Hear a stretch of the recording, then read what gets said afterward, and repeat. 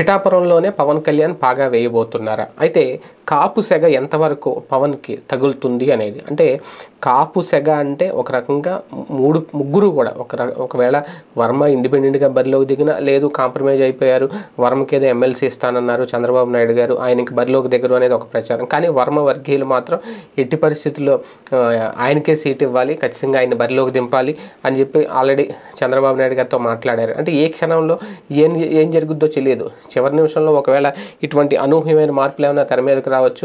పవన్ కళ్యాణ్ గారు కాకినాడ పార్లమెంట్కి బరిలోకి దిగితే ఇక్కడ వర్మకు అవకాశం ఇవ్వచ్చు. అప్పుడు ఏం జరుగుద్ది ఏంటి అనేది ఎవరికీ తెలియదు. ఎవరికైనా ఎటువంటి ఆఫర్లైనా ఇవ్వచ్చు.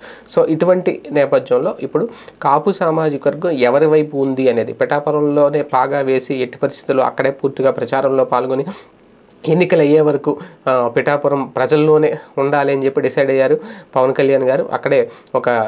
అక్కడే ఉండడానికి ఆయనకి నివాస ఆమోదయోగ్యమైన ఇల్లు కోసం కూడా చూస్తున్నారంట. ఇటువంటి నేపథ్యంలో కాపు సామాజిక వర్గం అయితే మాత్రం పిఠాపురంలో పవన్ కళ్యాణ్ గారి వెంట పూర్తిగా నడుస్తుందా? ఎందుకంటే కాపు బిడ్డను నేను కాపు మహిళనే అంటూ వంగగీత తాజాగా కాపు కార్డు కూడా బయటకు తీయడం ఖచ్చితంగా ఆ ఇంపాక్ట్ ఖచ్చితంగా ఉంటుంది. పైగా ఆమె రాజకీయంగా సీనియర్ నాయకురాలు.